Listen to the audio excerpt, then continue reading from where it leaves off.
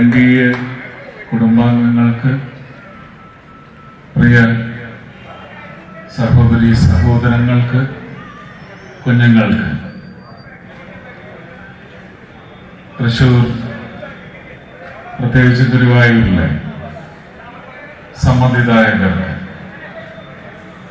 ഈ പരിപാടിയിൽ നേരിട്ട് പങ്കെടുത്തുകൊണ്ടിരിക്കുന്ന വിവിധ മാധ്യമ സംവിധാനങ്ങളിലൂടെ ഇത് ശ്രവിക്കുകയും ഇത് മനസ്സിരുത്തി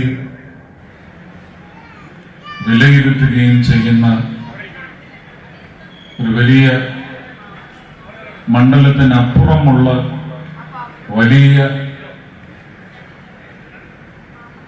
മനുഷ്യ സഞ്ചയത്തോട് എല്ലാവർക്കും എൻ്റെ സ്നേഹം നിറഞ്ഞ നമസ്കാരം. കഴിഞ്ഞ 2019 തോൽപ്പിക്കപ്പെട്ടതിന് ശേഷം ഈ പ്രദേശത്ത് ഒരു MP എന്ന നിലയ്ക്ക്, രാജ്യസഭയിലെ നാമനിർദ്ദേശിത MP എന്ന നിലയ്ക്ക്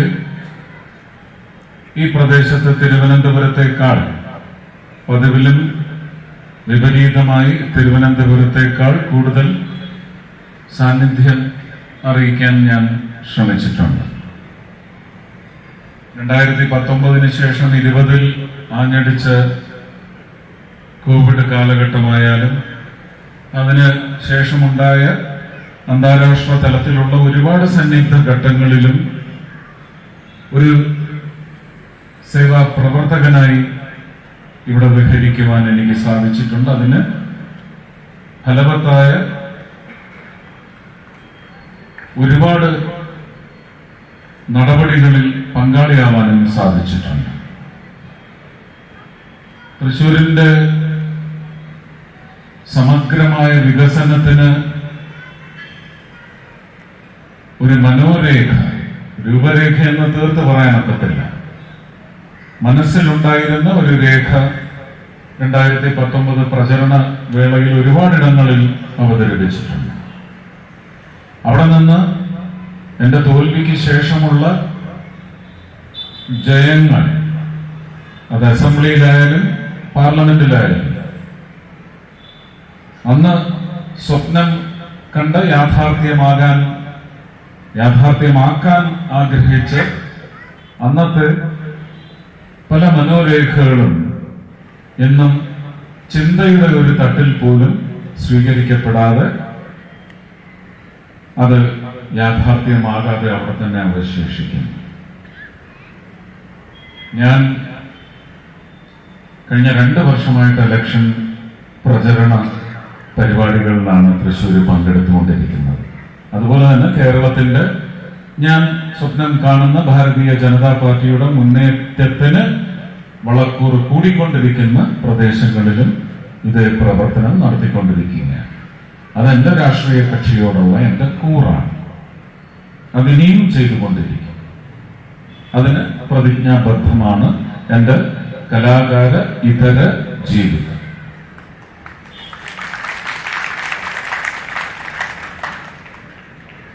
രണ്ടു വർഷമായിട്ട് തൃശ്ശൂരിലെ തീക്ഷ്ണമായി തന്നെ നടത്തുന്ന തെരഞ്ഞെടുപ്പുമായി ബന്ധപ്പെട്ട പ്രചരണ പ്രവർത്തനങ്ങൾ തന്നെ എന്നെല്ലാവരും വിലയിരുത്തണം.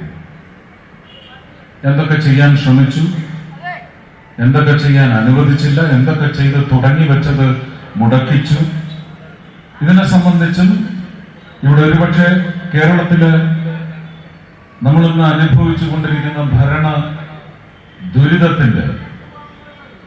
ദുരന്തത്തിന്റെ ജനജീവിതത്തിലേക്ക് അടിച്ചേൽപ്പിക്കപ്പെട്ട ആഘാതങ്ങളെ കുറിച്ചൊക്കെ രാഷ്ട്രീയത്തിൽ എന്നേക്കാൾ വളരെയധികം വിലയിരുത്താനുള്ള കഴിവും ഒരുപക്ഷെ ഒരു രാഷ്ട്രീയ വിചക്ഷണ കെൽപ്പുമുള്ള ഒരു വിഭാഗം നേതാക്കന്മാർ ഇതുപോലെയുള്ള കൺവെൻഷനുകളിൽ നിങ്ങളോട് ആരോപണങ്ങളായിട്ടല്ല, നിങ്ങളുടെ അനുഭവത്തിൽ വന്ന ഭരണ വീഴ്ചകളെ കുറിച്ച് പരാമർശിച്ചുകൊണ്ടേയിരിക്കും. അതിന് ഭാരതീയ ജനതാ പാർട്ടിക്കാണ് മുന്തിയ അവകാശം കേരളത്തിൽ. കാരണം കേരളത്തിൽ ഇന്ന് വരെ ഭാരതീയ ജനതാ പാർട്ടിക്ക് അങ്ങനെ ഒരു ഭരണത്തിന്റെ ഭാഗമാകാനെങ്കിലുമുള്ള അവസരം കിട്ടിയിട്ടില്ല. ഭരണത്തിന്റെ ഭാഗം തന്നെയാണ് പ്രതിപക്ഷം. ഒരു ഭരണം വഴിതെറ്റിപ്പോകുമ്പോൾ കേരളത്തിന്റെ കാര്യത്തിൽ ഇന്ന് തലതിരിഞ്ഞ ഭരണമാണ് ഇവിടെയുള്ളത്. ആ തലതിരിഞ്ഞ ഭരണത്തെ നേർവഴിക്ക് ഒന്ന് നയിക്കാൻ, അതുവഴി ജനങ്ങൾക്ക് പിന്തുണ നൽകാൻ ഇവിടുത്തെ പ്രതിപക്ഷത്തിനായില്ലെങ്കിൽ ആ പ്രതിപക്ഷത്തെക്കാൾ ശക്തമായിട്ട് അങ്ങനെയുള്ള കാര്യങ്ങളിൽ ഇടപെടാനുള്ള ഊറ്റൻ, ചങ്കൂറ്റൻ ഭാരതീയ ജനതാ പാർട്ടിക്കുണ്ട് കേരളത്തിൽ. അത് പല സന്നിഗ്ധ ഘട്ടങ്ങളിലും അത് പ്രകടിപ്പിച്ചിട്ടുണ്ട്. ഞാൻ ഈ കഴിഞ്ഞ 2 വർഷവും ഇവിടെ തെരഞ്ഞെടുപ്പ് പ്രചരണവുമായി, അത് ഞാൻ വീണ്ടും വീണ്ടും പറയുകയാണ്, പോയപ്പോഴൊന്നും ആരോപണങ്ങൾ ഉന്നയിക്കാൻ ശ്രമിച്ചിട്ടേയില്ല. ആരോപണങ്ങൾ ഉന്നയിച്ചാൽ തന്നെ അത് ദുരാരോപണമാകും എന്നെനിക്ക് ഒട്ടും തോന്നിയിട്ടില്ല. യോഗ്യമായ ആരോപണങ്ങളാണ്. ആ ആരോപണങ്ങൾ ചെന്ന് അവർക്ക് മുറിപ്പാടുകളോ അവരുടെ നിലനിൽപ്പിനെ ബാധിക്കുന്ന തരത്തിലോ ഒരു ഫലം സൃഷ്ടിച്ചാൽ അതിൽ പാപവുമില്ല. കാരണം പാപികൾക്ക് നേരെയാണ് ആരോപണ ശരങ്ങൾ തൊടുത്തുവിടുന്നത്, മഹാപാപികൾക്ക് നേരെ.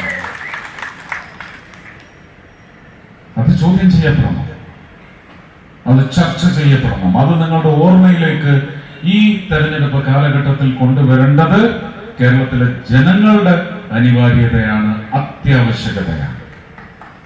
ഭാരതീയ ജനതാ പാർട്ടിയുടെ ആവശ്യമേ അല്ല, നിങ്ങളാണ്. പ്രത്യേകിച്ച് ഇവിടെ ഇരിക്കുന്ന എന്റെ രാഷ്ട്രീയ കക്ഷിയോട് അഭികാമ്യതയോ ഇഷ്ടമോ അധിക ഇഷ്ടമോ ഭ്രമമോ ഉള്ള സമവിധായകരെക്കാൾ കൂടുതൽ നേരത്തെ ഞാൻ പറഞ്ഞ മനസ്സിരുത്തി വിലയിരുത്താൻ പാകത്തിൽ ഈ വർത്തമാനങ്ങൾ പതിപ്പിച്ചെടുക്കുന്ന ഒരു നിഷ്പക്ഷ സമൂഹം, അവർക്കാണ് തിരുത്തൽ കൊണ്ടുവരുവാനുള്ള അവസരം 2024 ലോക്സഭാ തെരഞ്ഞെടുപ്പിലൂടെ കൈവന്നിരിക്കുന്നത്. ഞാൻ എന്റെ പ്രസംഗം അധികം നീട്ടില്ല. ഒരു 6 മാസം മുമ്പ് തന്നെ ഞാൻ അഡ്വക്കേറ്റ് അനീഷ് കുമാറിനോടും അദ്ദേഹത്തിന്റെ കഴിഞ്ഞൊരു 3-4 വർഷത്തെ അധ്വാനം തൃശൂർ ജില്ലയിൽ തന്നെ, ലോക്സഭാ മണ്ഡലം മാത്രമല്ല, തൃശൂർ ജില്ലയിൽ തന്നെ എന്റെ ചെറിയ രാഷ്ട്രീയം ഒട്ടും തന്നെ ഇല്ലാത്ത ബുദ്ധിയിൽ ഉദിച്ചിട്ടുള്ള പല കാര്യങ്ങൾ പറഞ്ഞത് ഞൊടിയിട കൊണ്ട് ആഴ്ചകൾക്കുള്ളിൽ സാധിച്ചെടുത്തിട്ടുള്ള ഒരു ജില്ലാ അധ്യക്ഷനാണ് ഭാരതീയ ജനതാ പാർട്ടിക്ക് തൃശ്ശൂരിന് സമ്മാനിക്കാൻ സാധിച്ചിട്ടുള്ളത്. എന്തൊക്കെയാണെന്ന് ഒരു സ്ട്രാറ്റജിയുടെ ഭാഗമായതുകൊണ്ട് പുറത്ത് പറയാൻ ഞാൻ മടി കാണിക്കുകയാണ്. എല്ലാം കൃത്യമായി ചെയ്തിട്ടുണ്ട്. ഫലം വരുമ്പോൾ നിങ്ങൾ അതിന്റെ ഗുണം തിരിച്ചറിയും. അതിനാണ് നല്ല ആഞ്ഞ കൈയടി വരേണ്ടത്. ഫലം വരുമ്പോൾ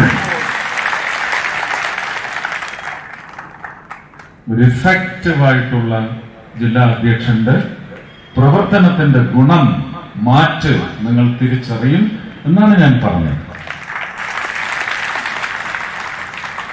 അത്രയ്ക്ക് ആത്മവിശ്വാസം തന്നെയാണ്. ഒരുപാട് കഷ്ടപ്പാടാണ് ഈ പ്രചരണം എന്ന് പറയുന്നത്. അത് ഏത് സ്ഥാനാർത്ഥിയായാലും. ഇലക്ഷൻ കമ്മീഷൻ ചെയ്തതാണ് ഏറ്റവും വലിയ ചതി. ഇത് ഏപ്രിൽ 26 വരെ കൊണ്ടുവച്ചത്. കാരണം മാർച്ച് 1-ാം തീയതി തുടങ്ങിയ സ്ഥാനാർത്ഥിയുണ്ട് ഇവിടെ, മാർച്ച് 4-ാം തീയതി തുടങ്ങിയ ഞാനുണ്ട് ഇവിടെ. ഇത്രയും പേർക്ക് എത്ര ദിവസം പണിയെടുക്കേണ്ടി വരുന്നു ഈ മണ്ഡലത്തിൽ എന്നുള്ളത്, അതികഠിനമായ ഈ വേനൽ, ഇതെല്ലാം പരിഗണനയ്ക്കെടുക്കണം. അവരും മനുഷ്യരാണ്. അപ്പോ അനീഷ് കുമാറിനോട് ഒരു 6-7 മാസം മുമ്പ് തന്നെ ഞാൻ പറഞ്ഞിരുന്നു, എൻ്റെ ഇലക്ഷൻ പ്രചരണ വേളകളിലൊന്നും ഞാൻ എൻ്റെ സ്ഥാനാർത്ഥികളുടെ പേരുകൾ ഉച്ചരിക്കാതിരിക്കാൻ പരമാവധി ശ്രമിക്കും. അത് ഞാൻ തന്നെ എനിക്ക് വിടുന്ന ഒരു വെല്ലുവിളിയാണ്. അതിൻ്റെ ആവശ്യമില്ല. ഞാൻ അവരാരാണെന്ന് അറിയണ്ട, അവരെന്താണെന്ന് അറിയണ്ട, അവരെത്രമാത്രമാണെന്നും ഞാൻ അറിയണ്ട. അവരെ ഞാൻ കാണുകയേയില്ല. എന്റെ ദൃഷ്ടി മുഴുവൻ, എന്റെ ഫോക്കസ് മുഴുവൻ ജനങ്ങളാണ്. സമ്മതിദായകർ മാത്രമല്ല, ജനത തന്നെയാണ്. ആ ജനങ്ങളുടെ അടുത്ത് മാത്രമാണ് ഞാൻ സംസാരിക്കുന്നത്. എന്റെ രാഷ്ട്രീയ കക്ഷിയോട് രാഷ്ട്രീയപരമായ പ്രത്യയശാസ്ത്രപരമായ വിയോജിപ്പുള്ളവരുണ്ടാവാം, ഇഷ്ടമില്ലാത്തവരുണ്ടാവാം, പകയുള്ളവരുണ്ടാവാം. അതൊക്കെ അവരുടെ അവകാശമാണ്. അവർക്ക് അവരുടെ രാഷ്ട്രീയ പ്രത്യയശാസ്ത്ര വിശ്വാസത്തിൽ ഊന്നി നിന്നുകൊണ്ട് തന്നെ എന്നെയും എന്റെ രാഷ്ട്രീയ കക്ഷിയെയും അതിന്റെ ഭരണ രംഗത്തെ മികവിനെയും ഒക്കെ കണ്ണടച്ച് വെടിപൊട്ടിച്ച് ഇല്ലാതാക്കാൻ ശ്രമിച്ചുകൊണ്ടേയിരിക്കാൻ നിങ്ങൾ പരാജയപ്പെടുകയേ ഉള്ളൂ. ലോകം മുഴുവൻ കാണുന്നു ഈ മികവ്, ലോകം മുഴുവൻ അംഗീകരിക്കുന്നു ഈ മികവ്. ലോകം മുഴുവൻ വികസനത്തിന് ഒരു മന്ത്രം ആണെന്ന് ഓതുന്നത് അത് മോദി എന്ന് മാത്രമാണെങ്കിൽ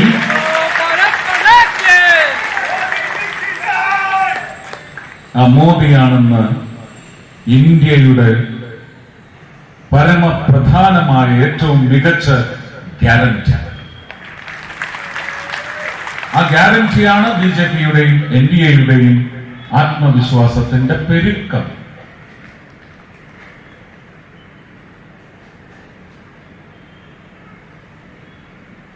അതുകൊണ്ട് തന്നെ എതിർ സ്ഥാനാർത്ഥികളെ ഞാൻ ഓർക്കില്ല, കാണില്ല, കേൾക്കില്ല.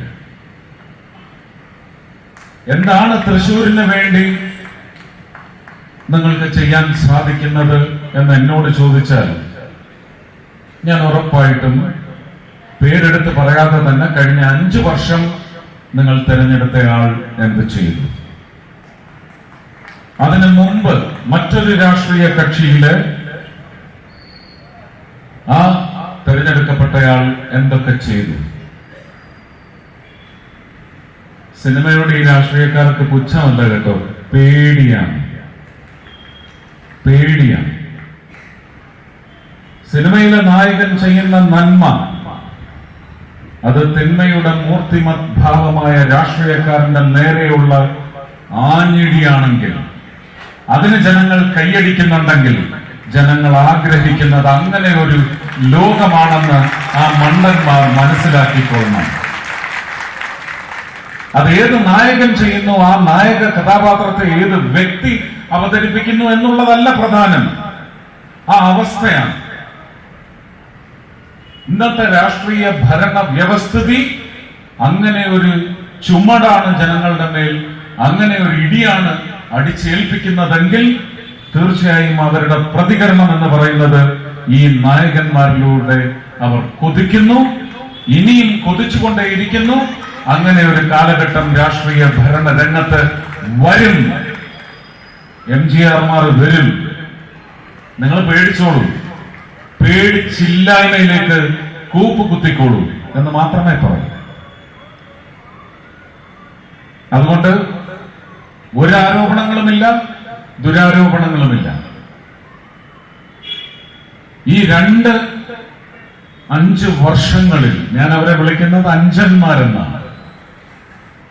അടുത്ത അഞ്ചനാവാൻ വേണ്ടി തയ്യാറെടുത്ത് ആഗ്രഹിച്ച് പ്രാർത്ഥനയോടെ നിങ്ങളുടെ മുമ്പിൽ നിൽക്കുന്ന 3ാമത്തെ അഞ്ചൻ ഉറപ്പായിട്ടും കഴിഞ്ഞ 2 അഞ്ചന്മാരെക്കാളും വളരെ മികച്ച രീതിയിൽ ഒരു ജനപ്രതിനിധി എന്ന നിലയ്ക്ക് പ്രകടനം കാഴ്ചവെക്കുന്നതാണ് എന്റെ അടിവരയിട്ട് പറയാവുന്ന ഏറ്റവും വലിയ വാഗ്ദാനം.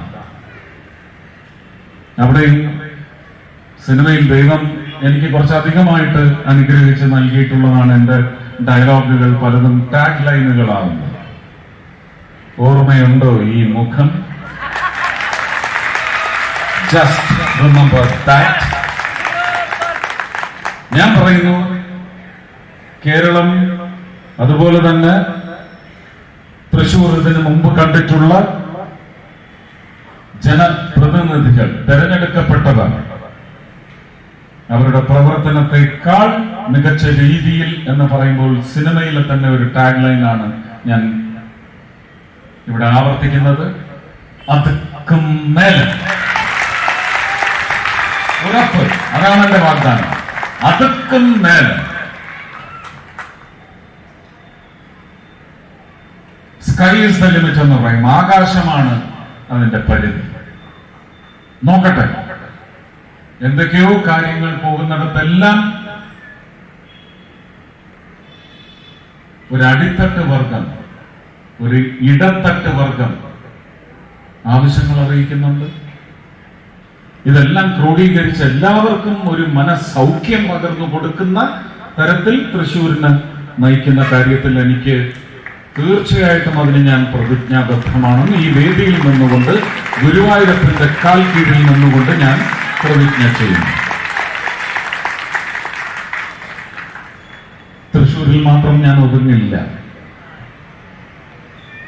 കേരളത്തിന്റെ മുഴുവൻ വിഷയങ്ങളിലും പോംവഴികൾ കാണുന്നതിന് വേണ്ടി നിങ്ങളുടെ സേവകനായി ഞാൻ കേരളത്തിന്റെ MP ആയി പ്രവർത്തിക്കുന്ന കൂടി വാഗ്ദാനം ചെയ്യുകയാണ്.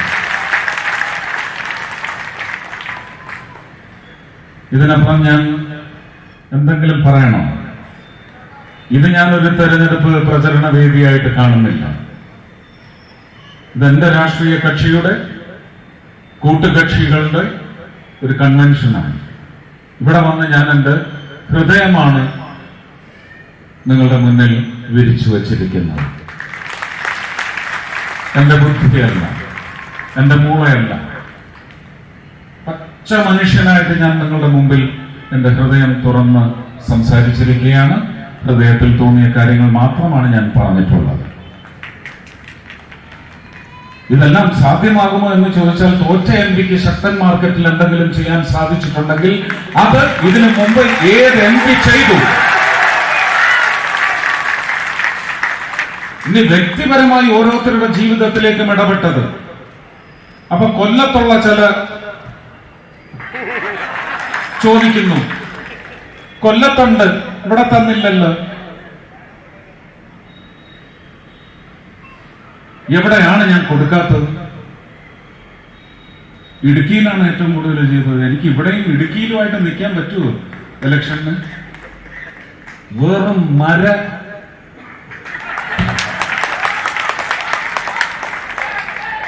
കുറെ കൊല്ലംകാര് മാക്രി ചാനലുകളിലൊക്കെ ഇറങ്ങിയിരിക്കുക. എനിക്കറിയത്തില്ല, ഇന്നലെ മെനിഞ്ഞാന്നൊരു ഫ്ലാറ്റ് സമുച്ചയത്തിൽ ചെന്നപ്പോ ഒരു മസ്കുലർ ഡിസ്ട്രോഫി ഉണ്ട്, ഈ മസിലിനൊന്നും ബലമില്ലാത്ത, നിൽക്കാനൊക്കെ വലിയ ബുദ്ധിമുട്ടാണ്. കുറച്ച് അസുഖത്തിന്റെ പേര് ഞാൻ പറയുന്നില്ല, പറഞ്ഞാൽ മനസ്സിലാവും. കുറച്ച് ഓട്ടിസ്റ്റിക് ഇഷ്യൂസ് ഉള്ള ഒരു കുട്ടിയാണ്. ഒന്ന് കുറെ നേരം അവിടെ ഒരു കസേരയിൽ ഇരിക്കുകയാണ്. അതിന്റെ അമ്മ ഇങ്ങനെ അതിനെ പിടിച്ചിരിക്കുക ഇരിക്കുമ്പോ തന്നെ. എനിക്ക് തോന്നുന്നു അതിനൊരു നട്ടലിന്റെ സപ്പോർട്ട് അമ്മയുടെ കരങ്ങളിലായിരുന്നു. ഞാൻ സംസാരിച്ചു കഴിഞ്ഞ് എഴുന്നേറ്റ് അടുത്തോട്ട് വരുമ്പോ മോൾക്കൊരു ഫോട്ടോ എടുക്കണമെന്ന് പറഞ്ഞ് എന്നെ ക്ഷണിച്ചത്. ഇന്നിപ്പോ അതിന്റെ കറക്ഷൻ വീഡിയോ വന്നിട്ടുണ്ട്. ഞാൻ ചെന്ന് അടുത്ത് ആ കുഞ്ഞിനെ തോളിൽ ഇങ്ങനെ കോരി അതിന് ബലം കൊടുത്താണ് ഞാൻ പിടിച്ചു നിന്നത്. എനിക്കറിയാം. എടുത്തോ എന്ന് ഞാൻ ചോദിച്ച പോർഷൻ മാത്രം കട്ട് ചെയ്തിട്ട് ഈ പറഞ്ഞ ഇറങ്ങിയിട്ടുണ്ട്. ഇവർക്ക് ഇതാണ് ലോക്സഭാ തെരഞ്ഞെടുപ്പിന് ചർച്ചാ വിഷയമാക്കാൻ ഇവർക്ക് താല്പര്യം. എന്തുകൊണ്ട്? അവരുടെ കഴിഞ്ഞ 5 വർഷവും അതിന് മുമ്പത്തെ പല 5 വർഷങ്ങളും കറുത്ത അധ്യായങ്ങളാണ് കേരളത്തിന്റെ വളർച്ചയിൽ, കേരളത്തിലെ ജനങ്ങളുടെ ജീവിതങ്ങളിൽ. ആ അധ്യായങ്ങളെല്ലാം മൂടി വെക്കാൻ ഇങ്ങനെയുള്ള ചില ചെപ്പടി വിദ്യകളുമായിട്ട് ഇറങ്ങിയിരിക്കുകയാണ്. ഇതിന് അവന്മാർക്ക് കൂലിയുമുണ്ട്. ഇത്രയും ഞാൻ പറഞ്ഞില്ലെങ്കിൽ എനിക്ക് ഒരു സമാധാനമില്ല, ഒരു മന നിമ്മതി എന്ന് പറയും. യവന്മാരെയാണ് ഇല്ലായ്മ ചെയ്യേണ്ടത്. മനസ്സിലാക്കിക്കോളൂ. രാജ്യസഭ MP ആയിരുന്ന കാലഘട്ടത്തിൽ നിരന്തരം IT കമ്മിറ്റിയിൽ ചെന്നിരുന്ന് പറഞ്ഞിട്ടുള്ളത് ഒരു പ്രൈവസിയും പറ്റത്തില്ല, ഒരു ഫ്രീഡം ഓഫ് എക്സ്പ്രഷനും പറ്റത്തില്ല. ഫേസ്ബുക്കിൽ സ്വന്തം പാസ്പോർട്ട് അല്ലെങ്കിൽ ഡ്രൈവിംഗ് ലൈസൻസ് അല്ലെങ്കിൽ ആധാർ കാർഡ് വെച്ച് മാത്രമേ ഇനി ഒരു അക്കൗണ്ട്, സ്വന്തം ഫോട്ടോ വെച്ച് മാത്രമേ തുടങ്ങാനുള്ള അവകാശം ഇന്ത്യൻ പൗരന് നൽകാവൂ. ഇതിനു വേണ്ടി പോരാടി അവസാനം ഡോക്ടർ ശശി തരൂർ ചെയർമാനായിരിക്കുന്ന കമ്മിറ്റിയിൽ ഒരു NGO, ഒരു വനിത വന്നിരുന്ന് ഫ്രീഡം ഓഫ് എക്സ്പ്രഷൻ, ആവിഷ്കാര സ്വാതന്ത്ര്യം, അതുകൊണ്ട് ഒളിപ്പേരുകളിൽ ആവാം എന്ന് പറഞ്ഞെടുത്ത് ഞാൻ പറഞ്ഞു, എന്റെ ആവിഷ്കാര സ്വാതന്ത്ര്യം എന്താണെന്ന് നിങ്ങൾ നിർവചിക്കണം. ഇങ്ങനെ എന്റെ വീട്ടില് അല്ലെങ്കിൽ എനിക്കറിയുന്നവരുടെ വീട്ടിലെ പെൺമക്കളെ ടാർഗറ്റ് ചെയ്യുന്ന സോഷ്യൽ മീഡിയ പ്ലാറ്റ്ഫോംസിലെ അധമ പ്രവർത്തനത്തിന് തിരിച്ച് എന്റെ ആവിഷ്കാര സ്വാതന്ത്ര്യം അവന്റെ വീട് കയറി അവന്റെ കുടുംബക്കാരുടെ മുമ്പിലിട്ട് തല്ലുക എന്നുള്ളതാണെന്ന് നിങ്ങൾക്ക് നിർവചിക്കാൻ സാധിക്കുമോ എന്ന് ചോദിച്ചെടുത്താണ് അതിന് അനുമതി കിട്ടിയിരിക്കുന്നത്. ആ നിയമം ഇന്ത്യയിൽ വരും.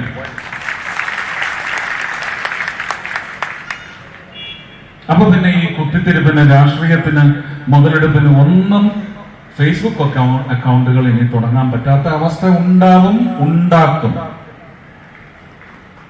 ചങ്കുറ്റത്തോടെയാണ് പറയുന്നത്. എല്ലാവർക്കുമുണ്ട്. എന്തിനാണ് ഈ വക പൊരുളുകൾ? ഞാൻ എന്റെ പ്രസംഗത്തിൽ പറഞ്ഞിട്ടുള്ളതാണ്. ആർക്കും വേണമെങ്കിൽ ഒരു സോഷ്യൽ ഓഡിറ്റിന് വേണമെങ്കിൽ പാർലമെന്റിൽ പറഞ്ഞാൽ അതിന്റെ വെർബാറ്റം കിട്ടും, അതിന്റെ എഴുത്ത് രൂപത്തിൽ ആ സ്പീച്ച് കിട്ടും. Social media platforms should be for building amity, not enmity. ഇതാണ് ഞാൻ എന്റെ ക്ലോസിംഗ് വാചകങ്ങൾ ആ പ്രസംഗത്തിന്റെ. സോഷ്യൽ മീഡിയ പ്ലാറ്റ്ഫോമുകൾ സൗഹൃദം വളർത്തുന്നതിനായിരിക്കണം, അല്ലാതെ ശത്രുത വളർത്തുന്നതിനായിരിക്കരുത്. ഇങ്ങനെയുള്ള ഒരുപാട് മനുഷ്യന്റെ ജീവിതത്തിലേക്ക് എത്ര കുടുംബങ്ങളുണ്ട് മൈക്രോ ഫിനാൻസ് അധമത്തിന് ഇരയായിട്ടുള്ളത്. ഞാൻ ഇന്ന് പോയി ഇത് അവസാനിപ്പിച്ച് തരാമോ എന്നാ ചോദിച്ചത്.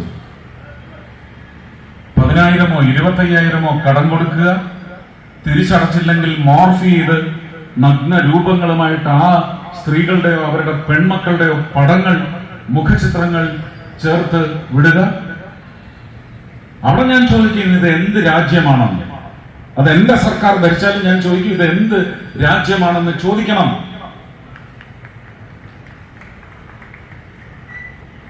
ഞാൻ എന്റെ ഈ ചെറിയ വർത്തമാനമൊന്നും ഞാൻ പറയുന്നില്ല. ഒരുപാട് കാര്യങ്ങളുണ്ട് തിരുത്തപ്പെടേണ്ടത്. അത് തിരുത്തപ്പെടേണ്ട കാലത്തിന് മുമ്പ് തിരുത്തിയില്ലെങ്കിൽ തിരുത്താൻ പറ്റാത്ത തരത്തിൽ ആ പിശാചുക്കൾ വളർന്നു പോകും. ഇന്ന് കേരളത്തിൽ ആ പിശാചുക്കൾ വളർന്ന് പന്തലിച്ചിരിക്കുന്നു. നല്ലവർ ജീവിച്ചാൽ മതി. സമാധാനകാംക്ഷികളും സമാധാനം വളർത്തുന്നവരും മാത്രം ജീവിച്ചാൽ മതി. സമാധാനമായിരിക്കണം ഏറ്റവും വലിയ ദൈവവും ഏറ്റവും വലിയ മതവും. ബാക്കിയെല്ലാം വരും. ഒരുപാട് സ്നേഹം, നന്ദി, നമസ്കാരം പറയുന്നതിന് മുമ്പ് ഒരു വാക്ക് കൂടി. ഇത് മനസ്സിരുത്തി പതിപ്പിക്കണം.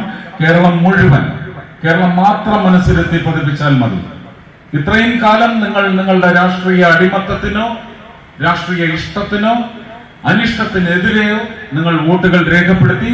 2024 ലോക്സഭാ തെരഞ്ഞെടുപ്പിൽ നിങ്ങൾ ഓരോരുത്തരും ഇത് കേട്ടുകൊണ്ടിരിക്കുന്ന എല്ലാ സഹോദരങ്ങളോടും പറയുകയാണ്, പുതിയ വോട്ടർമാരോട് പറയുകയാണ്, പ്രാർത്ഥിക്കുകയാണ്, അപേക്ഷിക്കുകയാണ്, കാല് പിടിച്ച് അപേക്ഷിക്കുകയാണ്. ഇത്തവണയെങ്കിലും നിങ്ങൾ നിങ്ങളുടെ വോട്ട് രേഖപ്പെടുത്തണം, നിങ്ങൾക്ക് വേണ്ടി വോട്ട് ചെയ്യണം. നമസ്കാരം. ബഹുമാനപ്പെട്ട സ്ഥാനാർത്ഥിയെ സ്വീകരിക്കുന്നതിന് വേണ്ടി ഷോളണിയിച്ച് സ്വീകരിക്കുന്നുണ്ട് BJPയുടെ ഗുരുവായൂർ മണ്ഡലം അധ്യക്ഷൻ അനിൽ മഞ്ചറമ്പത്ത്, ചാവക്കാട് മണ്ഡലം president K R Baiju, VDJS മണ്ഡലം പ്രസിഡന്റ് പ്രമോദ്, ST4 പാർലമെന്റ് ഗുരുവാഴ്ച ചാപ്റ്ററിന് വേണ്ടി രമാദേവി എന്നിവരെ ക്ഷണിക്കുന്നു. സ്ഥാനാർത്ഥിക്ക് ഉപഹാരം നൽകുന്ന ദിയ സുഭാഷ് 19ാം ദേശീയ സബ് ജൂനിയർ ഫുട്ബോൾ ചാമ്പ്യൻഷിപ്പിൽ സെക്കൻഡ് റണ്ണറപ്പായ കേരള ടീം അംഗം അനാമിക ഓജിയെ ആദരിക്കുന്നു.